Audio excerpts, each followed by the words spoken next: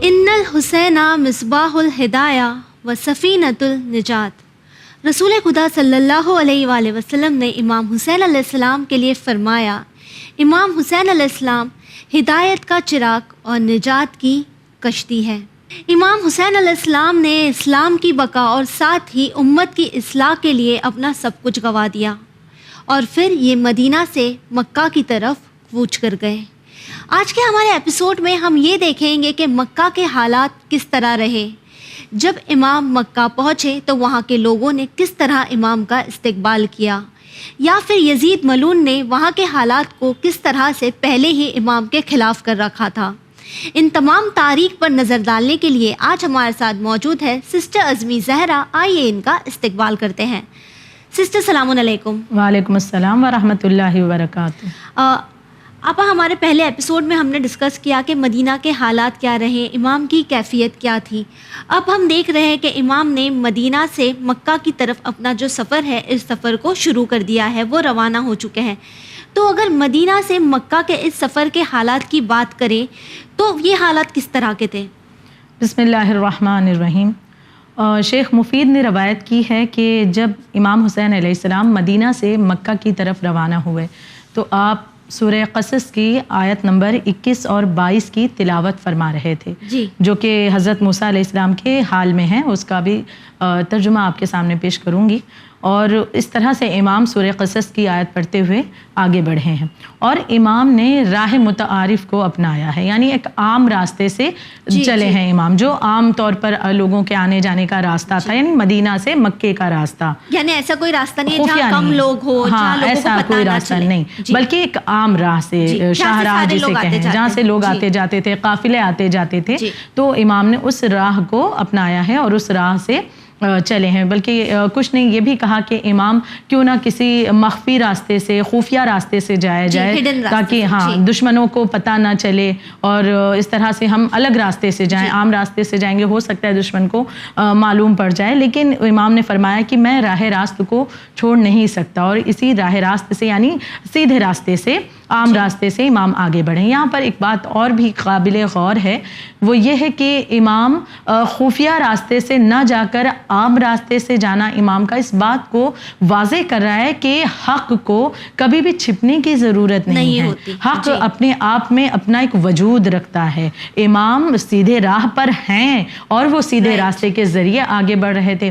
اور دوسرے امام کی ایک حکمت اس میں یہ بھی تھی کہ جب امام عام راستے سے جائیں گے تو جو آنے جانے والے قافلے ہیں انہیں بھی ملاقات اور انہیں بھی اپنے انقلاب کے بارے میں امام بتا سکیں گے، انہیں بھی آگاہ کر سکیں گے کہ امام نے اپنے وطن کو کیوں چھوڑا ہے۔ یہ ایک بہترین طریقہ تھا اصلاح کرنے کا تھا۔ اور اگر ہم یہ پوری جرنی کو دیکھیں امام کی، جو آخری سفر امام کا ہے، تو اس میں مدینے سے لے کر کے کربلا پہنچنے تک کے تمام جتنے بھی مراحل آتے ہیں، جتنے بھی راستے آتے ہیں، جتنے بھی پلیسز آتے ہیں، ہر ایک پر امام کی زیادہ تر یہ کوشش رہی ہے کہ لوگوں کو اپنا مقصد بتاتے رہیں، آگاہ کرتے رہیں، تاکہ لوگ امام کے مقصد سے بھی واقف ہو جائیں اور یزید کی جو چال بازیاں ہیں اس سے بھی لوگ آگاہ ہوتے رہیں۔ یعنی بہت سے لوگ تھے جنہیں معلوم بھی نہیں تھا کہ کیا کچھ اسلام میں ہو رہا ہے، کس طرح سے اسلام کی باتوں کو بدلا جا رہا ہے، کس طرح سے تصویر کو بالکل تو امام ان چیزوں سے بھی لوگوں کو آگاہ کرنا چاہتے تھے۔ تو امام فقط یہ نہیں کہ خاموشی کے ساتھ امام چل دیے، بلکہ ہر مقام پر امام نے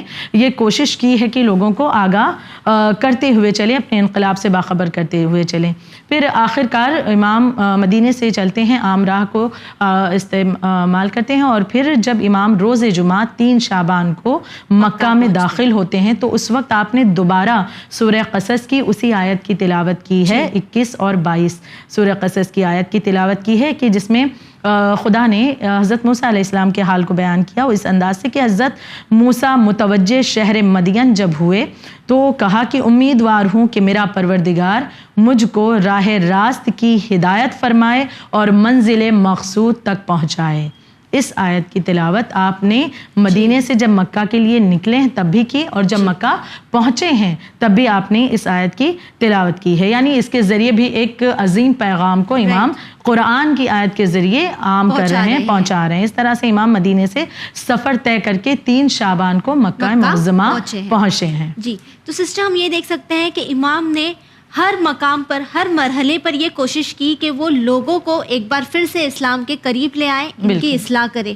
اور یہی چیز بی بی زینب نے سفر اشک میں کہا کہ جب وہ کربلا سے شام کی طرف چلی ہیں تو انہوں نے بھی ہر مرحلے پر، اسی لیے آپ کو شریکۃ الحسین کہا جاتا ہے کہ جس انداز سے مولا حسین اس مقصد کو مکمل کرتے رہے، بعد شہادت حسین جناب زینب نے اس عمل کو اسی انداز سے انجام دیا ہے. جی بالکل ٹھیک. اب سسٹر جب امام مکہ پہنچ چکے ہیں 3 شعبان کو، جو کہ ان کی ولادت کا بھی دن رہتا ہے، تو جب وہ مکہ پہنچے، اور اگر ہم مکہ کے حالات پر نظر ڈالیں یا مکہ کے لوگوں پر نظر ڈالیں، تو کیا ان کا بھی طرز عمل برا تھا امام کی طرف، یا یہاں کے حالات کچھ الگ تھے؟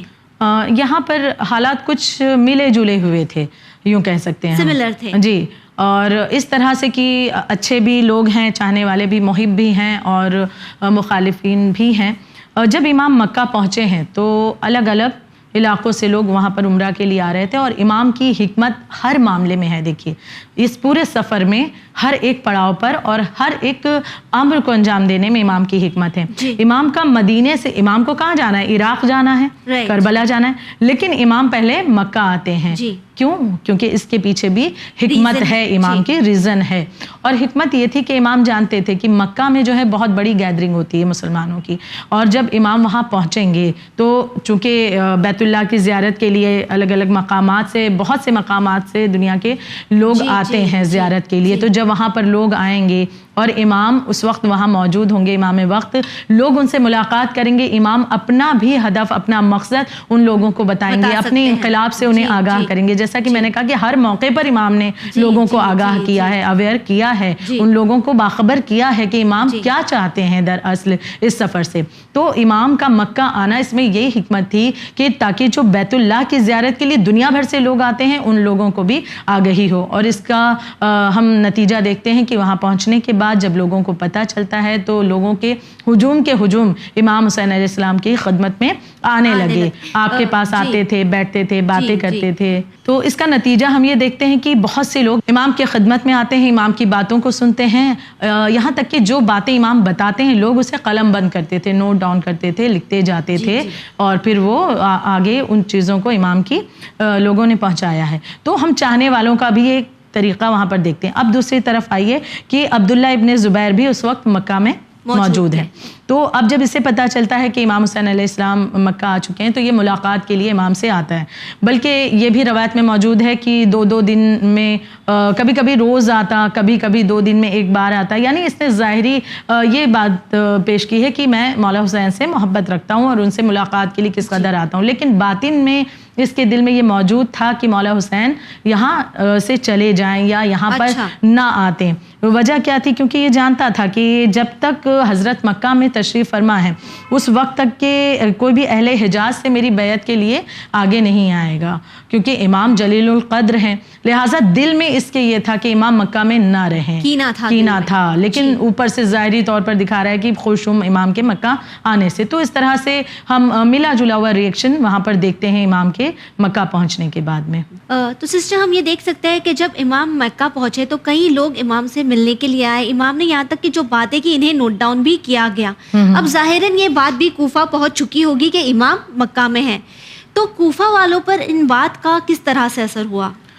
جی بالکل، جب یہ خبر پہنچی اہل کوفہ کو پتہ چلتا ہے کہ امام حسین علیہ السلام مکہ تشریف لا چکے ہیں، تو اب چونکہ حالات یہ تھے کہ معاویہ کے انتقال کے بعد لوگوں کو پتہ چل چکا تھا کہ یزید امام حسین علیہ السلام سے بیعت لینا چاہتا ہے، اور یزید کے فسق و فجور سے بھی سب واقف تھے کہ کس طرح سے وہ بالکل بے دین ہے، دین سے اس کا کوئی سروکار نہیں ہے، اور اگر وہ حاکم بنا اور اس کی ہم نے جو ہے بیعت کر لی تو دین سے وہ خود بھی خارج ہے اور لوگوں کو بھی خارج کر دے گا، اور بالکل بے دین والا عمل وہ عام کر دے گا.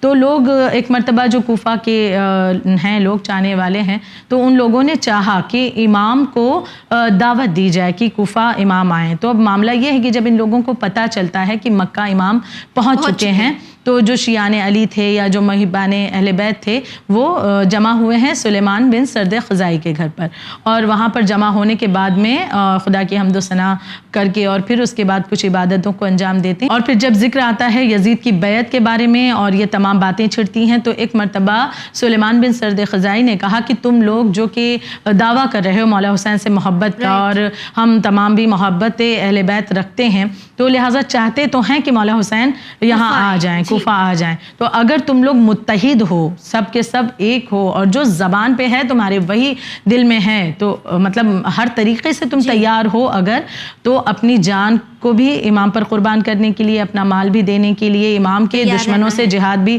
کرنے کے لیے تیار ہو، تو ہم پھر امام کی خدمت میں عریضہ لکھتے ہیں کہ امام یہاں تشریف لے آئیں. لیکن ساتھ ہی ساتھ سلیمان بن سرد خزائی نے، جو کہ اہل بیت کے چاہنے والے تھے، انہوں نے اس بات کا بھی ذکر کیا کہ اگر تم لوگوں کے دلوں میں کوتاہی ہے، سستی ہے، تو پھر یہ امام کو تم لوگ بلانے سے باز رہو، کہ ایسا نہ ہو کہ امام کو بلانے کے بعد تم لوگ سستی دکھاؤ اور امام کو پریشانی میں ڈال دو، امام کو تکلیف میں ڈال دو. یعنی انہوں نے آگاہ بھی کیا ہے. لیکن اس وقت کوفے والے کی نہیں، ہمیں امام کو بلانا ہے، ہمیں ان کی ہی سرپرستی چاہیے کہ امام ہمارے سرپرست ہوں، وہ ان کی امامت کو ہم پسند کرتے ہیں، کیونکہ ان کی امامت اور ان کی حکومت عدل کے بنا پر ہوگی، اور یزید کو ہم پسند نہیں کرتے. یعنی اس طرح کی تمام باتیں اور پھر ڈسکس ہوئی تھیں، اور دونوں پہلو. لیکن پھر ان لوگوں نے یہی کہا کہ نہیں، ہمارے دل زبان سب راضی ہیں، امام کی طرف ہیں، متحد ہیں. اس کے بعد یہ ہمیں سوچنے پر مجبور کرتا ہے. اگر ہم آج کے دور پر نظر ڈالیں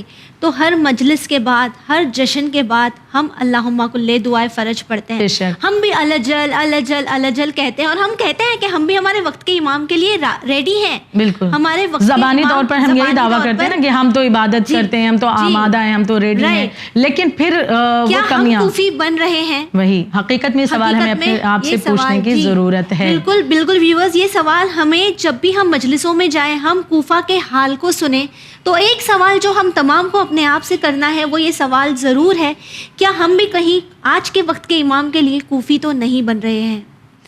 بے شک، کیونکہ یہ واقعاً بہت ہی غور و فکر کا مقام ہے کہ ہم زبانی دعویٰ کرتے ہیں، لیکن ایسا نہ ہو جائے کہ وقت کا حسین جب تشریف لائے، امام مہدی کا جب ظہور ہو، تو زبانی دعویٰ کرنے والے اگر ہوئے، تب تو پھر جب عمل کے میدان میں آئیں گے تو پھر وہاں پر کوفیوں والا حال، اور پھر اپنی آخرت کو برباد کرتے ہوئے نظر آئیں گے. لہٰذا آج اگر یہ معاملہ ہے کہ دل کمزور نظر آتا ہے، تو اپنے آپ کو پریپیئر کرنا شروع کریں، تیاری کریں، کیونکہ ہم نہیں جانتے امام کا ظہور کب ہوگا. لیکن ہمیں ہر لمحہ اس طرح سے تیار ہونا ہے کہ بس یہ ہماری زندگی کا آخری لمحہ ہے. تو لہٰذا ان لوگوں نے بھی تو بڑی محبت سے اور بڑے خلوص سے اس بات کو کا یقین امام کو یہ دلا رہے ہیں کہ ہم جو ہے امام سے محبت کرتے ہیں، امام کو چاہتے ہیں کہ امام آ جائیں. اب یہ تمام باتیں ہو چکی، ان لوگوں نے فیصلہ کیا کہ امام کے خدمت میں ایک عریضہ لکھا جائے، ایک عرضی لکھی جائے، ایک نامہ، ایک خط لکھا جائے.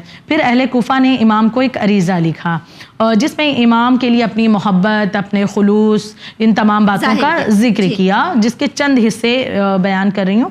اور پھر اس کے بعد ان لوگوں نے یہ بھی اس بات کا اس خط میں ذکر کیا کہ پہلے کے جو ظالم و جابر گزرے ہیں، ہم ان سے پریشان ہیں، اور اس وقت کے ظالم یزید سے بھی پریشان ہیں. لہٰذا ہم چاہتے ہیں کہ آپ آ جائیں، اور لہٰذا آپ کی امامت کو ہم جو کہ دل سے تسلیم کرتے ہیں، ہم چاہتے ہیں ہمارے حاکم بھی آپ ہوں، اور آپ پر ہی ہمارا ایمان ہے، ہمارے دل آپ کی طرف، تمام چیزیں. پھر کوفیوں نے لکھا کہ امام حسین علیہ السلام، ہم آپ کے سوا کسی کو اپنا پیشوا اور امام نہیں مانتے. ہم امیدوار ہیں کہ آپ ہماری طرف توجہ فرما کر یہاں تشریف لائیے، ہم آپ کے فرما بردار ہیں. اب اس خط کو، جس کے چند حصے میں نے بیان کیے، اس خط کو عبداللہ حمدانی اور عبداللہ ابن وال کے ہاتھ امام کے خدمت میں روانہ کیا گیا. جی، اور خاص ان دونوں قاصد کو، خط لے جانے والوں کو تاکید کی گئی کہ جلد سے جلد امام کی خدمت میں پہنچو. یعنی دیکھیں محبت یہاں کتنی ایک دم عروج پر ہے کہ بالکل اب بس کہ امام آ جائیں. جیسے آج ہمارا عالم ہے، کچھ ہوتا نہیں، بس امام کا ظہور ہو جائے، تیاری ہے نہیں ہے، لیکن امام کا ظہور ہو جائے. ہم یہ کہتے ہیں، سوچنے پر مجبور کرتے ہیں یہ حالات کہ ہمیں بھی کوفی کہیں ہم نہ بن جائیں، نعوذ باللہ. تو بہرحال اب یہ بالکل ہر طرح سے آمادہ، خط بھی بڑے محبت بھرے، اور قاصد سے بھی تاکید کر دی کہ بہت تیزی کے ساتھ جانا، جلدی امام کے خدمت میں خط لے کر پہنچو تاکہ امام جلد از جلد ہم تک پہنچے، ہمارے پاس آ جائیں۔ ان لوگوں نے سفر شروع کیا اور پھر 10 ماہ رمضان کو مکہ پہنچ کر امام کے خدمت میں اس نامے کو، اس عریضے کو، اس خط کو، اس لیٹر کو پیش کیا ہے۔ یہ تقریباً کتنے لیٹرز تھے؟ یہ ابھی تو پہلا خط بھیجا گیا، اب یہ پہلا خط، یہ پہلا خط، پہلا عریضہ بھیجا گیا۔ اب اس کے بعد سلسلہ شروع ہو جائے گا خطوط کا، بہت سارے لیٹرز پھر بھیجے گئے۔ اس کے بعد اور خط بھیجے گئے اور پھر تقریباً 150 نامے، 150 لیٹرز امام کے پاس قاصدوں کو بھیجا گیا، دے دے کر کے تقریباً 150 خط۔ دھیرے دھیرے اور تعداد بڑھی۔ سید ابن طاؤس نے لکھا ہے کہ امام کے پاس بہت سے خط آئے اور کوفیوں کے خط مسلسل آتے رہے، یہاں تک کہ ایک ایک دن میں 600 خطوط پہنچتے۔ یہ تعداد اور زیادہ آگے بڑھی اور چند روز میں 12,000 خط امام کی خدمت میں پہنچ گئے۔ یعنی یہ لوگ ہر طریقے سے امام کو یقین دلانا چاہتے ہیں کہ بالکل ہم آپ کے لیے پریشان ہیں، اتنی محبت کرتے ہیں کہ بس آپ تشریف لے آئیں، ہم آپ کی بیعت کرنا چاہتے ہیں۔ یہ حالات اس وقت یہ رہے۔ سسٹر، ہم دیکھ رہے ہیں کہ کس طرح کوفہ والوں نے تقریباً 12,000 خطوط لیٹرز امام کو بھیجے ہیں۔ اب جب اتنے لیٹرز امام کے پاس آ گئے اور اب جب موقع آتا ہے ان لیٹرز کے جواب دینے کا، تو امام نے ان خطوط کا کس طرح جواب دیا؟ شروع میں تو بہت سارے جو خط آتے رہے، امام انتظار کرتے رہے اور امام نے جواب نہیں دیا ہے۔ پھر تقریباً 12,000 جو خط آتے ہیں اور اس کے بعد آخر میں جو قاصد آتے ہیں 2، تو ان لوگوں نے بھی یہ درخواست کی کہ امام اب جواب عطا فرمائیں کہ سب منتظر ہیں اور ہمارا فریضہ کیا ہو، آگے ہم کیا اپنا فرض انجام دیں۔ جی، تو وہ تمام باتیں، تو اب امام نے ان لوگوں کے پھر بہت زیادہ اصرار پر پھر امام نے خط کا جواب لکھا ہے، جس کے کچھ حصے بیان کرتی چلوں کہ امام نے اللہ کے نام سے آغاز کیا اور پھر فرماتے ہیں کہ یہ نامہ ہے حسین ابن علی کی طرف سے شیعان کوفہ کے نام، اما بعد تمہارے بے شمار خط پہنچے اور ہانی اور سعید سب نامہ بروں کے آخر میں تمہارے نامے لائے۔ یعنی یہ 2 جو سب سے آخر میں قاصد آئے تھے، منشن کیا امام نے کہ یہ سب سے آخر میں تمہارے نامے لائے۔ مضمون کا پتہ چلا، تم نے لکھا ہے کہ ہم امام و پیشوا نہیں رکھتے، جلد ہمارے پاس آئیے۔ اب اس کے بعد امام نے یہ بھی فرمایا اس خط میں کہ تمہاری طلب کے اعتبار سے میں اپنے بھائی، چچا زاد بھائی مسلم بن عقیل جو کہ دین و شریعت میں ثقہ ہیں، انہیں میں بھیج رہا ہوں۔ اگر مسلم مجھے لکھ بھیجیں گے کہ جیسا تم لوگ ظاہر کر رہے ہو بالکل حقیقت میں ویسے ہو، تو متفق ہو اور بالکل ایک رائے پر ہو اور مسلم کے ساتھ تمہارا رویہ اچھا رہا، اچھے طریقے سے پیش آتے ہو، تو جب وہ مجھے لکھ دیں گے یہ تمام باتیں، میں بھی تم تک کے پہنچ جاؤں گا، اور پھر اس کے بعد وہ امامت قائم ہوگی کہ جو خدا کے حکم سے، جیسا خدا چاہتا ہے، جیسے اللہ کا نبی چاہتا ہے۔ یہ تمام باتیں امام نے اس خط میں مینشن کی ہیں اور پھر والسلام لکھ کر خط کو بند کیا ہے، اور امام نے ارادہ کر لیا ہے کہ اب جناب مسلم کے ذریعے سے اس خط کو بھیجا جائے گا۔ جی سسٹر، جس طرح آپ نے بتایا کہ اب امام نے اس بات کو طے کر لیا کہ جناب مسلم کے ذریعے اس خط کو بھیجا جائے گا، جناب مسلم ابن عقیل جو کہ سفیر امام حسین علیہ السلام ہیں۔ بالکل۔ تو جہاں ہم نے جس طرح امام حسین علیہ السلام کی روانگی کی بات کی جب وہ مدینہ سے نکلے تھے، تو اسی طرح جب اب جناب مسلم ابن عقیل علیہ السلام مکہ سے نکل رہے ہیں کوفہ کی طرف، اور ان کی روانگی کے حالات پر ہم نظر ڈالیں تو اس کے بارے میں بتائیے۔ جناب مسلم بن عقیل جو کہ امام حسین علیہ السلام کے لیے بہت ہی یقیناً معتمد ہیں، بھروسے کے لائق ہیں اور بہت ہی قریب ہیں، بہت ہی قریب ہیں، چچا زاد بھائی بھی ہیں اور آپ کی بہن کے شوہر بھی ہیں۔ اور جناب مسلم بن عقیل جیسے کہ امام نے خود فرمایا کہ ثقہ ہیں اور دین و شریعت میں، یعنی اس قدر بہترین ہیں، تو آپ نے چاہا کہ جناب مسلم بن عقیل کے ذریعے جواب کو بھیجا جائے، اور وہاں کے حالات جناب مسلم بن عقیل جب لکھ بھیجیں گے تو پھر امام تشریف لے جائیں گے۔ تو امام نے جناب مسلم بن عقیل کو بلایا اور اس کے بعد حکم دیا کہ تقوی اور پرہیزگاری کے ساتھ اس سفر کا آغاز کرو، اس سفر پر جاؤ۔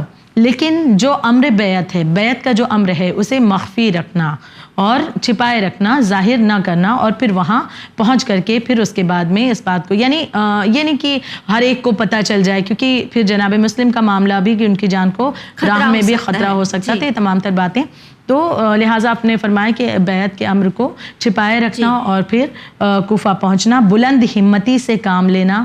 آپ نے اس بات کو بھی جناب مسلم کی طرف اشارہ کیا ہے کہ بلند ہمتی سے کام لینا. اور ایک روایت یہ بھی ملتی ہے کہ امام نے فرمایا کہ اس سفر پر جو روانہ تم ہو رہے ہو، تمہیں جام شہادت تم نوش فرماؤ گے. میں تمہارے چہرے سے آثار شہادت دیکھ رہا ہوں، چہرے پر آثار شہادت دیکھ رہا ہوں. جناب مسلم بن عقیل کو پھر گلے سے امام حسین علیہ السلام نے لگایا ہے اور پھر رخصت کیا ہے. جناب مسلم وہاں سے روانہ ہوئے. امام نے 3 لوگوں کو آپ کے ساتھ بھیجا، جناب مسلم کے ساتھ میں کوفہ سے خط لے کر کے روانہ کیا ہے. وہ 3 لوگوں کے نام تاریخ میں ملتے ہیں، عمارہ، عبد الرحمن اور قیس بن مسہر.